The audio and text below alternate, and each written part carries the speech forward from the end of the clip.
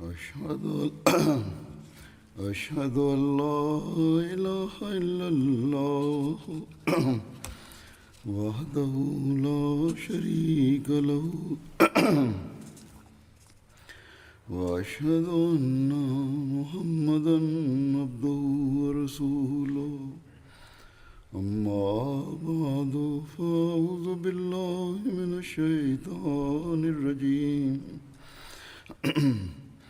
بسم الله الرحمن الرحيم الحمد لله رب العالمين الرحمن الرحيم مالك يوم الدين إياك نعبد وإياك نستعين اهدنا الصراط المستقيم صراط الذين أنعمت عليهم غير المغضوب عليهم ولا الضالين. Bismillahirrahmanirrahim. Hazreti Ebubekir'in hayatıyla ilgili olarak danışıyorduk. O bölgede, o alanda neler yapılmıştı. Hazreti Ebubekir'in ölüm vakti geldiğinde Hazreti bin Avf'ı çağırdı. Ömer'le ilgili olarak bana ne dersin? Ey Allah Teala'nın peygamberinin halifesi Hazreti Ömer, bildiğiniz gibi öyle bir insan ki sizin beklentinizden daha fazladır. Ancak o çok yaratılıştan çok serttir. Ondan sonra Hazreti Ebubekir, çünkü ben yumuşağım ve naziyim, bu onun tam tersini yapmaktadır. Eğer liderliği alırsa o zaman tamamen değişecektir. Çünkü ben onu gördüm. Ben birisine sert davrandığımda o zaman o beni durdurmaya çalışır ve ayrıca çok yumuşak olduğumda birisine beni biraz sert olmaya teşvik eder. Hazreti Osman'ı da çağırdı. Ondan sonra Hazreti Osman, onun içi dışarısı, gördüğümüz dışarısından daha iyidir. Onunla ilgili olarak kötü bir şey bilmiyoruz. Her ikisine de biz burada ne söylemişsek, neyi tartışmışsak hiç kimseye bir şey söylemeyin dedi. Ondan sonra Hazreti Ebubekir, eğer Hazreti Ömer'i bırakırsa Hazreti Osman'ın ötesine geçmem. Ondan sonra o özgür olacaktır. Bütün işlerinize hakim olacaktır. Gitmeden önce keşke birisini size hakim olmak için arkada bırakın. Talha bin Abdullah onun ölümüne yakın geldi ve Hazreti Ömer'le halife olmasını atadın mı? Hatta önünüzde bile onun ne kadar sert olduğunu ve insanlara nasıl davrandığını biliyorsunuz. O zaman siz onun özgür olduğunda onun durumu ne olacaktır? Sen Allah Teala'ya döndüğünde Allah Teala sana soracaktır. İnsanlarınla ilgili olarak soracaktır. Hazreti Ebubekir, beni oturtturun dedi Hazreti Ebubekir. O uzanmıştı. Sonra oturttular onu. Beni korkutmaya mı çalışıyorsunuz Rabbimle karşılaşmaktan? Ben Rabbimle karşılaştığımda o bana soru soracaktır. Ben ona, senin insanların arasında ben en iyisini senin halifen yaptım diyeceğim. Hz. Müslim Maud radıyallahu anhu'nun bildirdiğine göre, tabii ki ben bunu ikinci halifenin yazısından alıyorum. Hz. Ebubekir'in ölümü yaklaştığında o bütün sahabelerden fikirlerini aldı ve herkes kendi fikirlerini söylüyordu. Bazıları Hazreti Ebubekir'in, Hazreti Ömer'in lehinde, bazıları ise e, itiraz ediyorlardı. Sadece o serttir ve insanlara sert davranacaktır. Hazreti Ebubekir, onun sertliği, çünkü onun herhangi bir sorumluluğu olmamasındandır. Ama ona bütün sorumluluklar omuzlarına yüklendiğinde bu sertlik ondan gidecektir. Birçok sahabelerin çoğunluğu çok mutluydular Hazreti Ebubekir'in onu seçmesinden. Hazreti Ebubekir, Hazreti Esma'nın desteğiyle, hanımının desteğiyle, o hatta elleri ve ayakları titriyordu. Ondan sonra camiye geldi. Bütün Müslümanlara hitap ederek, ben devamlı olarak bu konuyu düşünüyordum birkaç günden itibaren. Sizin halifeniz kim olacaktır benden sonra eğer ölürsem? Sizin için uygun olan ne olacaktır? Ben Hazreti Ömer'in siz benden sonra halife olmasını size öneriyorum. Benim ölümümden sonra Ömer olacaktır. Bütün sahabeler ve diğer insanlar onu, Hazreti Ebubekir'in teklifini kabul ettiler ve ayrıca Hazreti Ebubekir'in ölümünden sonra hepsi gelerek Hazreti Ömer'e biat ettiler. Başka bir alan daha vardır. İkinci halife itirazlarla ilgili konuşuyordu. Niçin Hazreti Ömer'in halife olmasını istiyordu diye. Ve ikinci halife, evet, niçin Hazreti Ebubekir Hazreti Ömer'i seçti halifet olarak? Sadece bunu önermedi. O tanıştıktan sonra, sahabelere danıştıktan sonra bu oldu. Eğer bunda bir itiraz varsa, Hazreti Ömer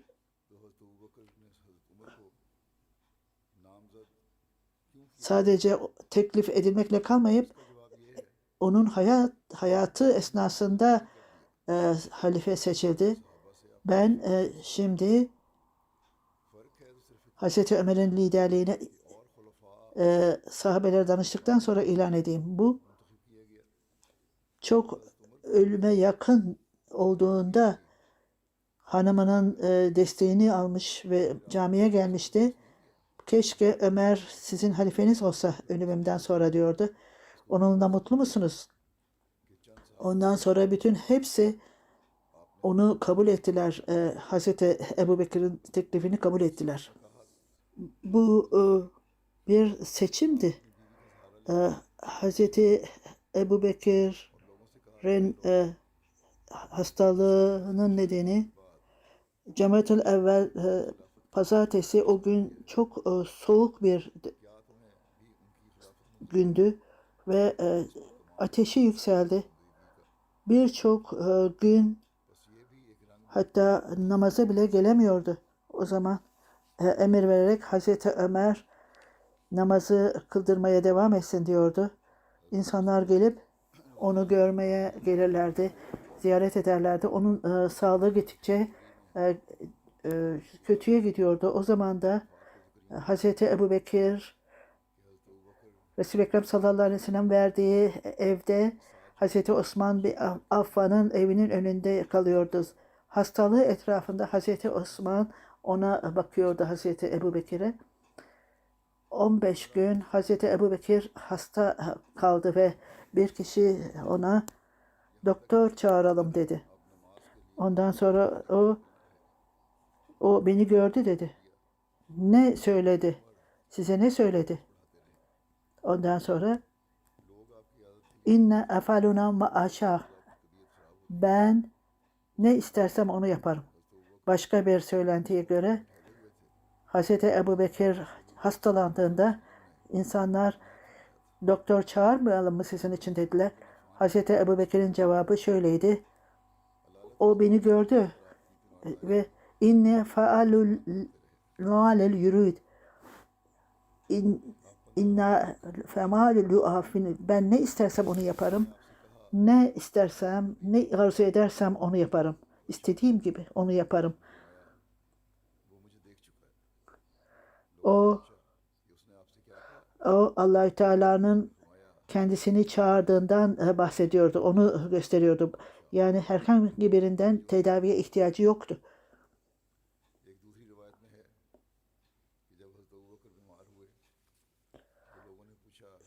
63 yıl Salı günü vefat etti. Dudaklarından dökülen son söz, Kur'an-ı Kerim'in ayeti, Tuvaffana Müslüman ve elhikni bis salihin.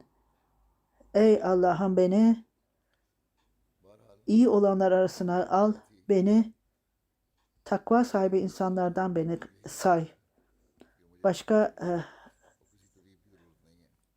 En Kadirullah ismi yazılan bir Allah Teala son derece yücedir. Hazreti Ayşe'nin bildirdiğine göre benim ölümümden, gömülmemden sonra her şey, arkada bir şey kalmasın.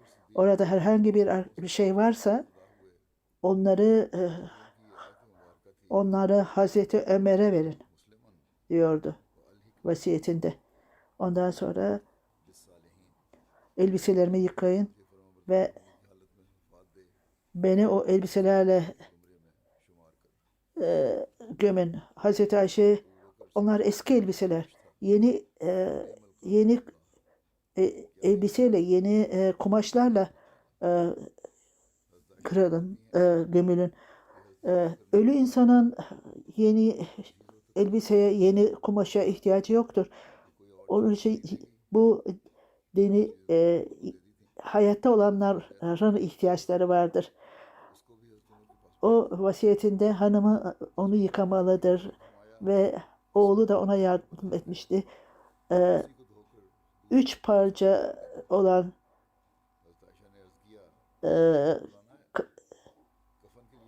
üç parçalı kumaşa yayıldı, sarıldı.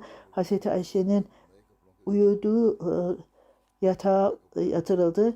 Aynı yatakla kaldırıldı, bedeni taşındı ve Hazreti Ömer onun cenazesini kıldı. Resul-i Ekrem sallallahu aleyhi ve sellem'in ve caminin arasındaki yerde namazını kıldı. Resul-i Ekrem sallallahu aleyhi ve sellem'in yanına gömüldü. Onun bedeni Resul-i Ekrem sallallahu aleyhi ve sellem'in omuzuna kadar geliyordu. Hazreti Abdurrahman bin Ebu Bekir ve diğerleri kabristana inerek onun gömülmesine yardım ettiler. O gömülme akşam gerçekleşti. Hazreti Salih bir babasından duyduğuna göre Hazreti Ebu Bekir'in ölümü Resul-i Ekrem sallallahu aleyhi ve sellem'in ölümünden dolayı oldu. Çünkü Resul-i Ekrem sallallahu aleyhi ve sellem'in ölümünden sonra sağlığı gittikçe kötülüyordu. Ondan sonra vefat etti. Hatta başkaları da onun ölümünün nedeni bir Musevi'nin ona verdiği yiyecek zehirlenmişti. Tarihçiler bunu reddetmektedir. Hazreti Ayşe radıyallahu anh'ın bildirdiği gibi babamın ölümü yakınlaştığında bugün hangi gündür diye sordu. Bugün pazartesidir. Eğer bugün ölürsem yarın için beklemeyin dedi.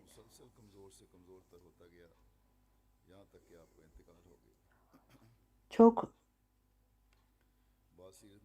ölümün olduğu gün ölmekten çok mutluydu. Yakın ölümün yaklandığında çok mutluydu görmemekten. Hazreti Ebubekir, arkamda bıraktığım mallar şeriata göre dağıtılmalıdır dedi. Ondan sonra akrabaları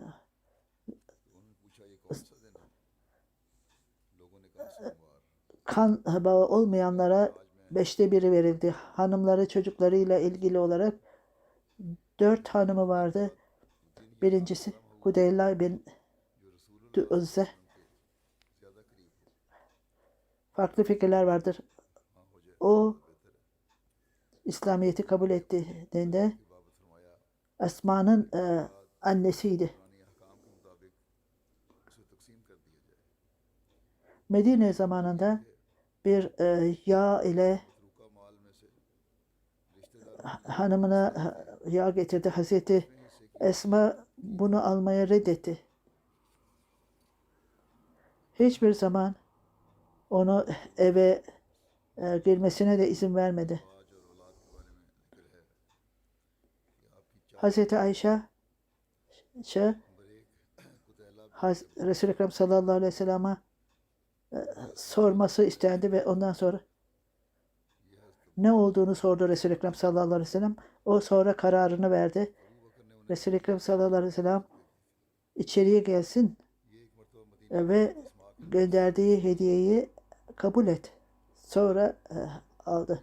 Bundan sonraki Munta bin Roman Beni Üknana el-Huzeymin'dandı. Birinci kocası Haris bin Sekber'a Mekke'de ölmüş. Ondan sonra ikinci evliliği Hazreti Ebu Bekir ile beraber olmuştu. İslamiyet'e ilk dönemlerde inanmış ve Resul-i Ekrem sallallahu aleyhi ve sellem'in elinden biat etmiş ve ayrıca Medine'ye de göç etmişti. Hazreti Abdurrahman, Hazreti Ayşe ondan çocuklarıydı. O 6. Hicretin 6. yılında vefat etti. Hazreti Resul-i Ekrem sallallahu aleyhi ve sellem Hazreti Ayşe'nin annesini gömdü. Ümmü Abdullah olarak bilinen Darül Ekram'dan sonra İslamiyet'e inanmış. Resul-i Ekrem sallallahu aleyhi ve sellem'in elinden biat etmişti. Ayrıca o Medine'ye hicret edenler arasındaydı. Kocası Cafer Ebsini'ye gitmişti. Hazreti Cafer şehit edildiğinde Hazreti Ebu Bekir ile evlenmişti. Muhammed bin Ebu Bekir bu evlilikten doğmuştu. Dördüncüsü Hazreti Ebu Bekir bin Tarca bin Zayd bin o Hazret kabilesindendi. Hazreti Ebu Bekir Sena'da yaşardı, Mekke'de yakın. Hazreti Ümmü Kulsum bu evlilikten doğmuştu. Genç yaşta vefat etmişti. 4 oğlan, 3 kızı vardı toplam olarak. Muhammed bin Ebu Bekir büyük oğlandı ve İslamiyet'e Hudeybiye'de kalmış ve bütün hayatı boyunca Müslüman kaldı. Resul-i Ekrem sallallahu aleyhi ve sellem'le beraber çok cesaretli bir insan olarak bilinmektedir. İslamiyet'e inandıktan sonra daima övüldü. Hazreti Abdullah bin Ebu Bekir çok büyük bir rol oynadı Medine'ye göç ettikten sonra. O Mekke'de kaldı ve yeni bütün haberleri toplar Resul-i Ekrem sallallahu aleyhi ve sellem'e ve Hazreti Ebu Bekir'e getirirdi onları beklerken, mağarada beklerken, Hira mağarasında beklerken haber getirirdi Mekke'den.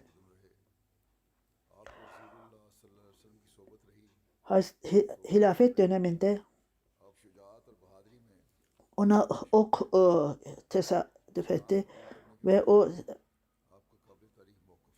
Asma bin Assam de annesi sonra vefat etti. Veda hacında o zaman döndü. Hazreti Ali ona baktı. Hatta Mısır'ın valisi olarak atandı. Orada öldü. Fakat bazı insanlar onun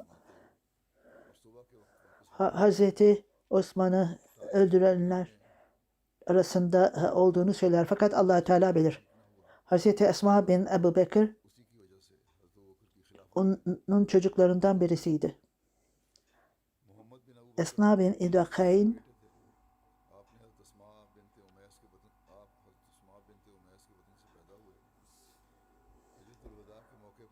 zaten Nakayn olarak bilinmektedir. Hicret döneminde onlar için yemek hazırladı. Hiçbir şey yokken onu sarmak için yiyeceği. O elbisesini yırttı ve ondan sonra onu sararak onlara yemek gönderdi. Hazreti bin Şuhab'la evlendi. Medine'ye hicret etti. Hamileyken. Hicretten sonra Hazreti Abdullah bin Zübeyir doğdu. Hicretten sonra Medine'ye gelen ve doğan ilk çocuktu. Hazreti Esma bin Hüneyn 100 yaşına kadar yaşadı.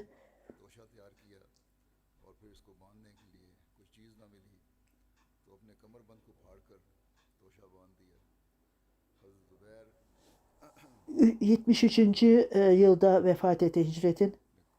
En eğitim görmüş kadınlarından birisiydi. Resul-i Ekrem sallallahu aleyhi ve sellem ona Abdullah'ın annesi ismini verdi. Sahabelerin birçoğu Hazreti Ayşe'den ne zaman bir alıntı varsa o Sıddık'a doğru olan ve doğru olan adamın kızıdır diye bahsederdi Hazreti Ayşe'den. Farklı fikirler vardır. Bunun ölümüyle ilgili olarak 56-57 yaşında öldü. Ümmü Habibe Hazreti Ebu Bekir Hazreti Ayşe'ye hitap ederek bu senin kardeşin dedi. Biliyorum Esma'yı ama ikinci kardeşimi bilmiyorum. Hazreti Ebu Bekir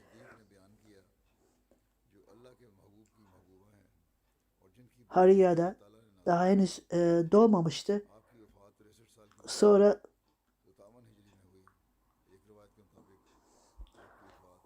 bu bir kızın doğmasını bekliyorum. Ondan sonra Ümmü Kulsum doğdu Hazreti Ebu Bekir'in ölümünden sonra. Hazreti Ümmü Kulsum Tallu bin Abdullah'la evlendi. Kamu savaşında şehit oldu. Hazreti Bilal'la karşılaştı ve aynı kız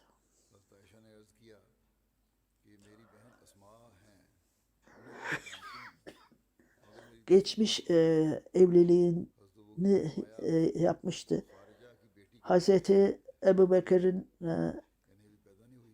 yolu nasıl liderliği organize ederdi? Onun ne zaman biri kişilerin fikirlerine ihtiyacı varsa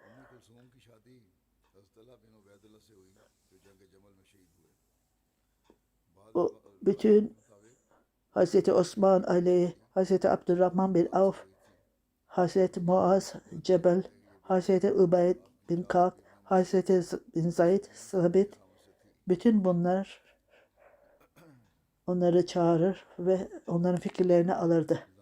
Onlara danışırdı. Hatta daha büyük bir sayıda insanlar Hacirin, Medine'ye hicret edenler de Medine'de yaşıyordu o zaman. Yine bütün bu kelimenin üzerinde durarak çok aşikar olarak bilinmektedir ki sadece bir kişinin fikrini almak değildir. Birçok kişiler vardır ki bu sizin için daha iyidir. Ondan sonra tevekkal alallahu birden fazla kişinin fikirlerini aldıktan sonra onların fikirlerini al. Eğer bundan memnun olursanız ne yapmak isterseniz yapın o zaman. Hazreti Ebubekir döneminde söylendiğine göre iyi bir örnek idi. İnsanlar geri gittiklerinde onlar durdurulmalıdır. Ve ayrıca bizler orduyu durduralım diyordu. Çünkü Resul-i Ekrem sallallahu aleyhi ve sellem'den dolayı bu ordu durdurulsun diyorlardı. Ebu Kuhafa'nın oğlu nasıl Resul-i Ekrem sallallahu aleyhi ve sellem'in gönderdiği orduyu durdurabilir dedi.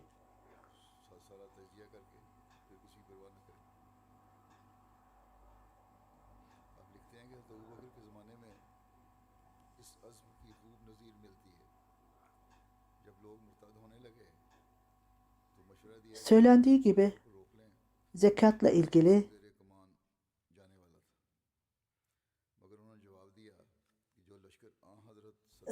kavgayı durdurmak için insanlardan zekatı almayalım. Eğer Resul-i Ekrem sallallahu aleyhi ve sellem deveyi bağlasanız bile ondan zekat alın. Eğer beni bırakırsanız hayvanlar benimle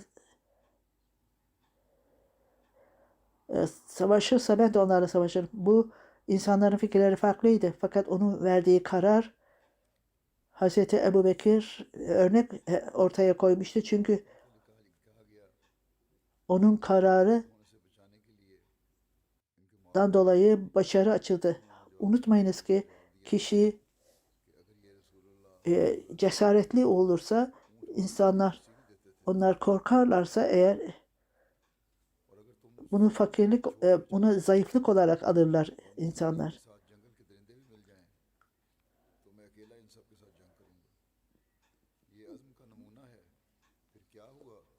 Ve diğer katılımla ilgili Hazreti Ebubekir bütün şeyler doğru olarak dağıtılmalıdır. Onlar harcanacak yerlere gitmelidir. Hazreti Ebubekir döneminde birçok cizye ve vergiler vardı başarıdan dolayı. Gelirler gittikçe artıyordu. Hazreti Ebubekir gerekli olarak Beytülmal'ın açılmasını istiyordu. Gerekli gördü. Orada dengeyi tutmalıdır. Oradaki bir ev bu amaçla önerildi. Fakat orada Beytülmal olarak kalmadı. Çünkü Hazreti Ebubekir kesin olarak ne gelirse hemen onu dağıtırdı. Başka insanlara göre Hazreti Ebu Ubeyde'ye verildi bu görev. Başkaları ise Vabısuna sonra Medine'den 2 kilometre uzakta olan bir yerdir. Bir kişi niçin bir Beytülmal için bir koruyucu atamıyorsunuz dedi. Orada bir anahtar tutmak yeterlidir. Çünkü ne Beytülmal'ın içinde ne varsa hemen o dağıtılmaktadır. O bomboş kalır. Hemen bomboş bırakılır her zaman. Medine'ye göç ettiklerinde o her şeyi kendi evinde tuttu. Ve ne varsa insanlara dağıtım Beytülmal'dan onları hemen dağıtırdı.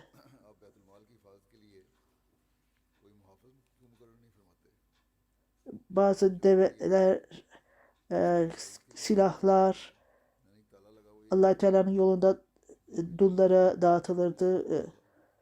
Belki birçok kereler olmuştu. Sadece bir kere yazılmıştır ama birçok kereler olmuştur. Yine yazıldığına göre Hazreti Ebubekir halife olarak atandığında kendi ihtiyaçlarını karşılamak için onun için bir para ayarlanmıştı. Hazreti Ayşe halife olduğunda o benim insanlarım bilmiyorlar ki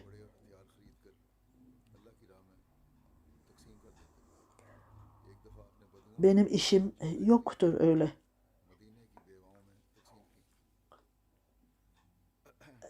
Ben evimin ihtiyaçlarımı çok kolayca yaptığımı zannetmesinler. Şimdi Hazreti Ebubekir'in insanları, ailesi ondan paylarını almalıdırlar. Beytülmal'dan. Ve sonra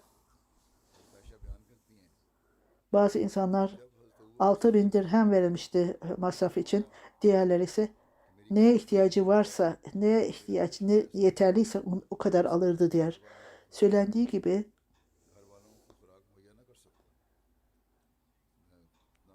ilk liderdi o. Ona devamlı para verilen ilk kişiydi. Halife olarak atandığında bir gün kasabada yürüyordu ve kendisini şalı vardı. Ebu Cerar Blader başka bir sahabede ile karşılaştı. Nereye gidiyorsun dedi. Ben kasabaya gidiyorum dedi. Ne yapacaksın orada dedi. Sen lidersin. Sen her şeyin başısın. Müslümanların başısın diyordu. Ben ailemi nasıl besleyeyim? Ailemi nasıl besleyeyim dedi. 3.000 dirhem, yine söylediğim gibi başkaları 6.000 dirhem diyordu. Onun için aylık bağlandı ve diğerleri ise ona 6.000 dirhem verildi diyordu. Birlik olarak tarihçiler Hazreti Ebubekir kendi ihtiyaçlarını ve evinin ihtiyaçlarını karşılamak için Beytülmal'dan maaş alıyordu. Her şey ölüm anında her şeyi geri döndürdü. Bildirildiği gibi, söylendiği gibi ölümüne yakın toprakları satılmalı ve bütün masrafları Beytülmal'dan aldığı paraları geri verilmelidir. Ölüm zamanı geldiğinde Hazreti Ayşe radıyallahu anh'a halife oldum olalı bir dirhem bile insanların parasından almadım. Fakat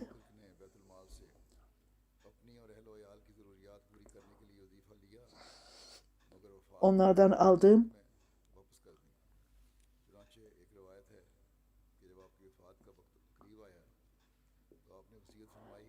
bir parça kumaş, arkada ne bırakmışsan onu Hazreti Ömer'e veriniz. Ona babamın ölümünden sonra ne getirmişsen onları görünce ağlamaya başladı. Gözyaşları yere dökülüyordu. Ey Allah'ım, Hazreti Ebubekir'e rahmet eyle. Çünkü insanlar zorlukla karşılaşıyordu. Hazreti Hazreti Ebubekir vefat edince Hazreti Ömer Beytülmal'ı kontrol etmek istiyordu fakat hiçbir şey yoktu. O kanun yapıcıları ortaya koydu. Tam olarak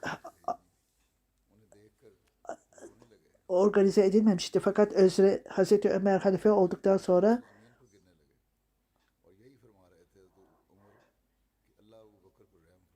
bütün bu sorumluluğu elime alıyorum. Bu kanun yapmak sorumluluğunu. O hiçbir anlaşmazlık yoktu. Hemen hemen hiçbir anlaşmazlık yoktu Hazreti Ebubekir döneminde. Bu konularla eğer bir konu ortaya çıkıyorsa onları hemen hallederdi. Hazreti Ali, Hazreti Muaz bin Cebel, Hazreti Ebeyd bin Gavab, Hazreti Zeyd bin Sabit, Hazreti Abdullah bin Mesud, Hazreti Ömer, bu insanların kanunlarla ilgili sorumluluğu vardı ve bir ay, 2 ay geçer ve hiç kimse bana karar için gelmezlerdi. Karar verme departmanı ile ilgili olarak danışma komitesi ile ilgili olarak Hazreti Ebu Bekir Müslümanların kolaylığı için, onlara yol göstermek için danışma grubu olmalıdır. Hazreti Osman, Hazreti Ali, Hazreti Abdurrahman bin, Hazreti Muaz bin Cebel, Hazreti Zeyd bin Zayed de bunun için atandı. Bu insanlar bilgiye, çok derin bir bilgiye sahiptiler ve onlar diğer insanlardan çok farklıydı. Bunlardan başka hiç kimse fetva veremezdi. Ayrıca yazı yazma veya not alma departmanı vardı. Bilakis o not alırlar ve onun için sekreterler vardı. Herhangi bir büro departmanı, bürokrasi departmanı yoktu. Fakat bazı insanlar yazardı ve Hazreti Abdullah bin Akam Resul-i Ekrem sallallahu aleyhi ve sellem zamanında beri yazardı ve aynı hizmete Hazreti Ebubekir'in döneminde bile devam etti. Söylendiği gibi Hazreti Ebubekir zamanında Hazreti Zeyd bin Harfa da yazardı. Hazreti Ali, Hazreti Osman da aynı görevi not alma ve yazma görevini Hazreti Ebubekir için bu görevi devam ettirmişlerdi.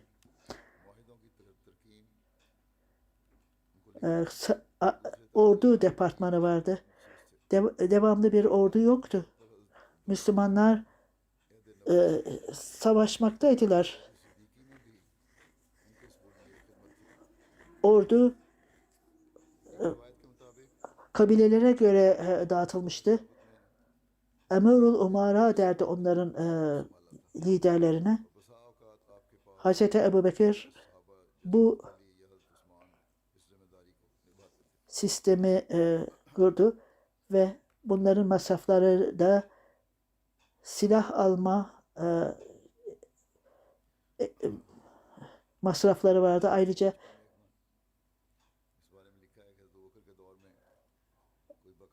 hayvanların giymeleri için paddock vardı. Hazreti Ebubekir aynı Hazreti Ebubekir'in Hazreti Ebubekir aynen Hazreti Resul-i Ekrem sallallahu aleyhi ve sellem'in Müslümanları yönettiği gibi yönetiyordu. Kendilerini savaştan çekenler savaş için ilan yapıldığında onlara hemen silah verilirdi. Bazıları hatta hükümetlere bakmazdı onlara versinler diye. Onlar kendi kendilerine alırdı silahın neye ihtiyaçları varsa. Savaş ganimetlerinden ne varsa, ne almışlarsa onların 1/5 dağıtılır ve tabii ki diğeri Darül Hükümet'e gönderilirdi. Onlar içeride yani Beytülmal'da toplanırdı. Bu da hükümetin veya farklı departmanların masraflarını karşılamak içindi. Bütün yapılan savaşlarda generaller, liderlerin talimat verirdi. Onlara Usama'nın 10 tavsiyede bulundu. Dürüst olun, hırsızlık yapmayın, verdiğiniz sözün karşısını vermeyin, ölünün bedenini parçalamayın, çocukları öldürmeyin, kadınları öldürmeyin, ağaçları kesmeyin, yiyecek, meyve veren ağaçları öldürmeyin, hayvanları öldürmeyin ancak yemek için olanlar farklıdır. İnsanları geçiniz. Onlar kendi ibadetlerine onları kendilerine adayanlara bırak. Monkslar, papazları onlardan geçin. Size yiyecek verenleri Allah Teala'nın ismini okuyarak size ne vermişse yiyin. Bazı insanları görürsünüz. Başlarının ortasında saçlarını keserler. Başlarının iki yanında saç bırakırlar. Onlar dövüş savaşçıdırlar. Allah Teala'nın adıyla onlara gidin ve Allah Teala sizi bütün bunlardan koruyacaktır.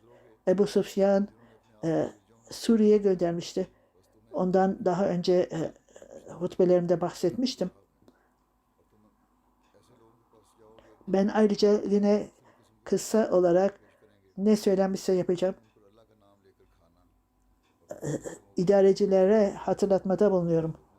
Ben sizi lider olarak sizi denemek için atadım. Sizi dışarıya gönderiyorum eğitim yapmanız için. Eğer siz kendi görevinizi yerine getirirseniz, severek, başarılı olarak yerine getirirseniz size başka bir sorumluluk da vereceğim. Size takviye edeceğim. Eğer kendi görevinizi yapamazsanız sizi alacağım. Unutmayın Allah Teala sizi dışarıdan gördüğü gibi içeriden de görmektedir. Allah Teala'nın dostları kendi görevini en iyi şekilde yerine getirendir. Daha da ileriye giderek şöyle der. Yobazlık göstermeyin. Devamlı olarak bilgi edinin.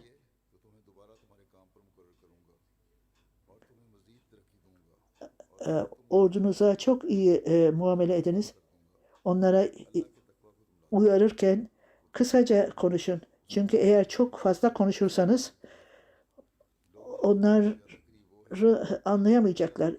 Onları düşünemeyecekler. Eğer liderler dosdoğruysa onları eğitenler de aynı durumda olacaklardır. İbadetlerinizde zamanında yapın der.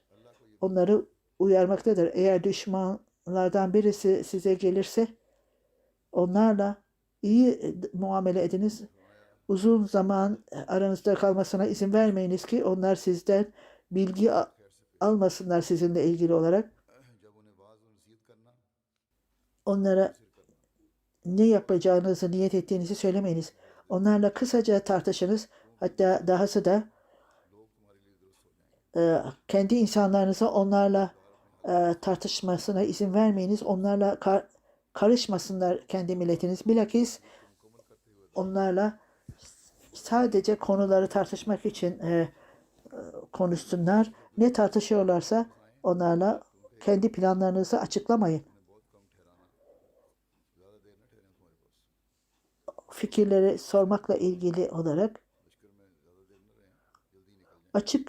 daima açık olunuz. Hiçbir şeyi saklamayınız. Fikirleri istemek isterken her şeyi açınız ki öylece en iyi fikirleri edinirsiniz. Daha sonra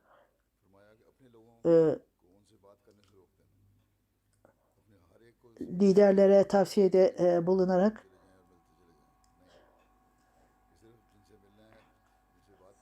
gece vakti siz tartışın ve karanlıkta en güzeldir bilgi almak en güzeldir. Yine önemli olan sizin altınızda olanlara görün. Hatta Hz. Ebu Bekir insanlarına aceleci insanları cezalandırmak için acele etmeyin veya hiç cezalandırmayın onları.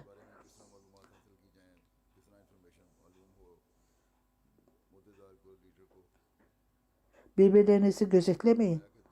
Bilakis onlara göz kulak olunuz. Gizlikleri insanlar arasında ifşa etmeyin.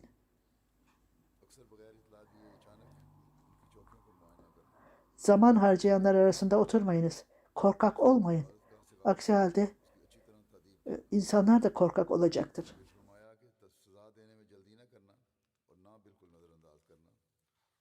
Savaş malları, savaş ganimetleriyle ilgili olarak namussuzluk yapmayınız. Ben hutbelerimde bunların detaylarını anlattım. Generalle olan emirlerde eğer işlerinizin nimetlerini olmak istiyorsanız bu idareciler için de önemlidir. Ben bunları tekrar ediyorum ki idarecilerin akıllarında olsun bunlar. Yine yazıldığı gibi Hz. Ebu Bekir Sıddık radıyallahu anhu kendi zamanında farklı farklı bölgeler vardı. Onlara valiler atardı. Medine merkezde ve Hz. Ebu Bekir Medine'de yaşamaktaydı. Hz. Ebu Bekir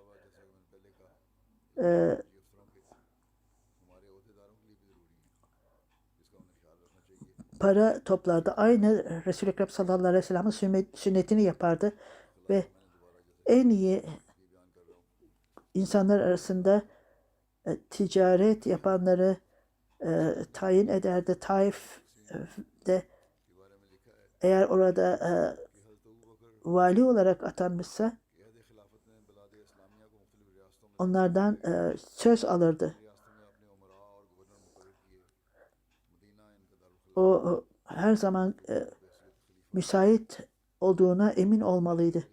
Ve ayrıca bu liderlerin İslam'ın henüz o bölgelere gitmediği bölgelere gönderdi.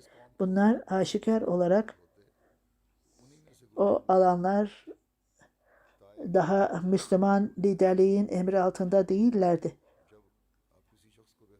Onun için çok barış içindeydiler. Erzat bin Labid, Hazal Mevla Kinda'ya tayin edilmişti. Kinda'nın valisiydi Hazreti Mevl ve diğerler Hazreti Ebu Bekir döneminde de bir Resul-i Ekrem sallallahu aleyhi ve sellem'den öğrenme fırsatı varsa onlara öncülük tanınırdı. Onlara Resul-i Ekrem sallallahu aleyhi ve sellem'den direkt olarak öğrenenlere lider yaparlardı. Ve o hiçbir zaman değiştirmezdi Resul-i Ekrem sallallahu aleyhi ve sellem'in uygulamasından. Hazreti Usama lider yapılmıştı. Bazı insanlar onu değiştirmek istediler. Ondan sonra Hazreti Ebu Bekir onun pozisyonunu korudu. Hazreti Usama'nın. Kim Resul-i Ekrem sallallahu aleyhi ve sellem'e yakın ise işte onun için onlara sorumluluk verirdi. Mekke'nin fethinden önce inananlara verirdi. Burada yakınlık veya kan ilişkilerine bakılmazdı. Bütün Hz. Ebu Bekir'in tayin ettiği kişiler işlerini, görevlerini çok iyi yaparlardı. Çünkü onlar Resul-i Ekrem sallallahu aleyhi ve sellem'den eğitim görmüş ve öğrenmişlerdi. Hz. Talha bin Hazreti Emir Bahreyn'in valisiydi. Oradan bir yere gönderildi. Ondan sonra Hz. Ebu Bekir döneminde Bahreyn'den insanları Hz. Ebu Bekir'e Hz. Ala bin Azremi geri gelsin dedi. Onu geri gönderin dediler. O ayrıca emirlere emir vererek Hz. Ebu Bekir talimat verdi. Tebrik kitabında yazıldığına göre Hz. Ömer bin As Vedül vel ukba, onlara hitap ederek Allah Teala'dan her zaman korkun. Kim Allah Teala'dan korkarsa Allah Teala sizin için yol verecektir ve size hiç ummadığınız yerden rızık verecektir. Allah Teala'dan en fazla korkan onun günahlarını affedecek ve makamını yükseltecektir. Allah Teala'dan korkun. Birbirlerinize iyiliği emredin. Allah Teala'nın yolunda gitmektesiniz ve size emriniz altında ne varsa, sizin sorumluluğunuz neyse onları burada gevşeklik göstermeyiniz. Çünkü bunun için cezalandırılırsınız. Şiddat ben Sereis Resul-i Ekrem sallallahu aleyhi ve sellem'in şöyle dediğini duydum. Bir kişi lideriz olursa onun hanımı olmalı ve kölesi de olmalıdır. Yaşayacağı yer olmalıdır. Hazreti Ebu Bekir, eğer bir kişi bunun ötesine giderse veya bunun ötesinde olursa o zaman hırsız olur. Çünkü onlar Resul-i Ekrem sallallahu aleyhi ve sellem'in talimatlarını almışlardır. Hatta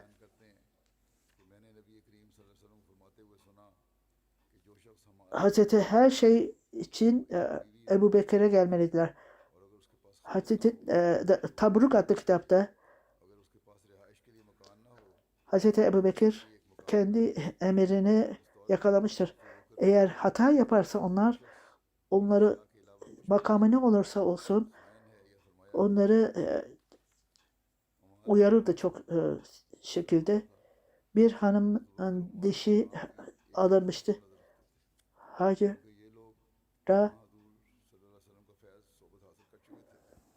onlara büyük karşı gelmişti.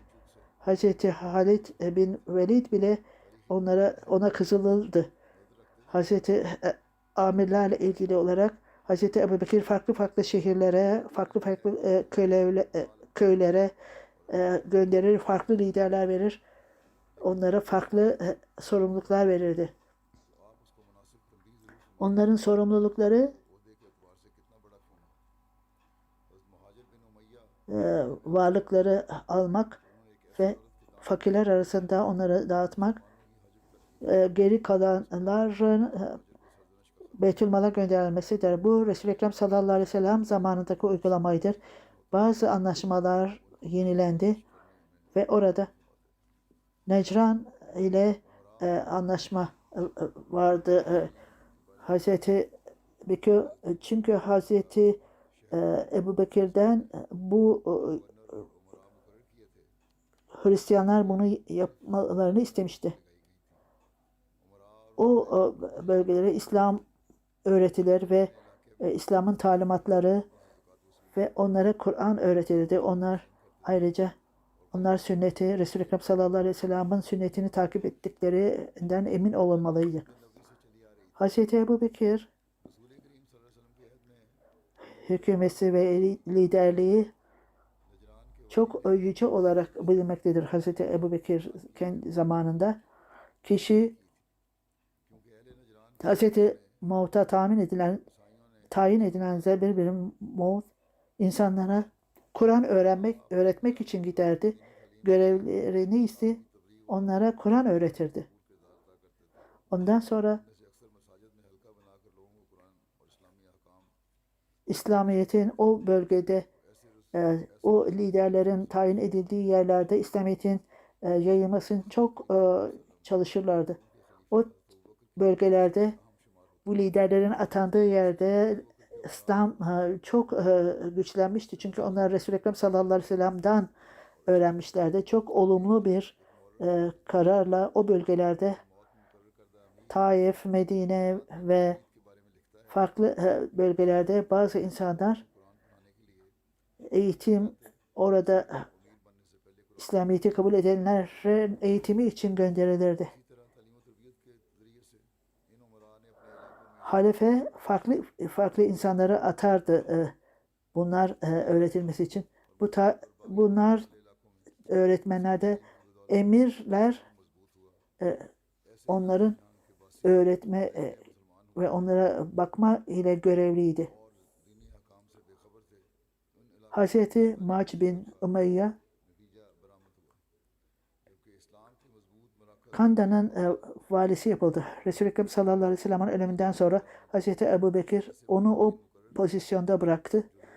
İnsanlar Yemen'e gidemediler çünkü Ziyad bin Labib oraya atanmıştı.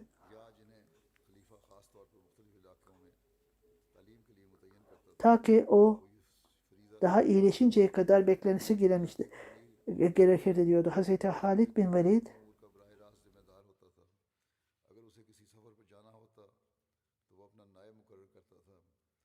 yardımcılarını atardı.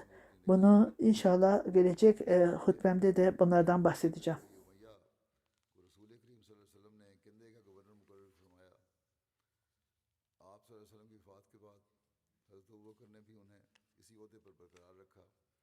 مہاجر اپنی بیماری کی وجہ سے یمن نہیں جا سکے، وہ مدینے میں رک گئے اور اپنی جگہ زیاد بن لبید کو روانہ کیا کہ ان کی شفا یابی اور یمن تشریف آوری تک ان کے فرائض انجام دیں۔ حضرت ابوبکر نے بھی اس امر کی اجازت دے دی۔ اسی طرح عراق کی گورنری کے دوران حضرت خالد بن ولید ہیرا میں اپنی واپسی تک اپنا نائب مقرر کر دیتے تھے۔ یہ ذکر چل رہا ہے، انشاءاللہ تعالی آئندہ بھی بیان ہوگا۔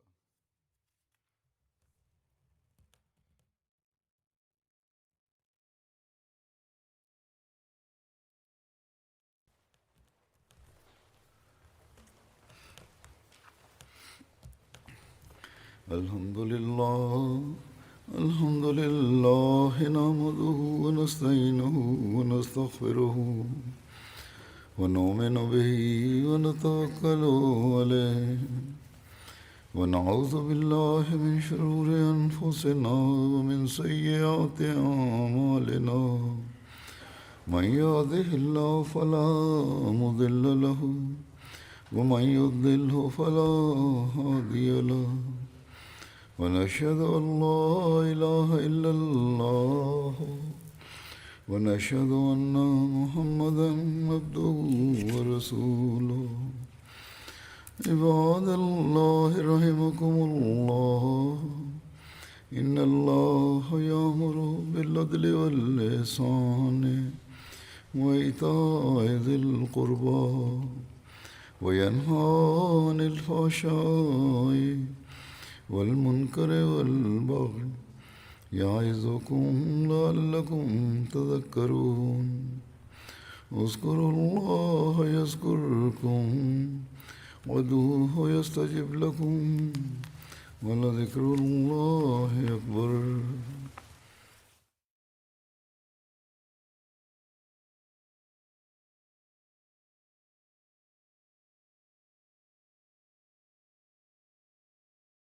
ما كان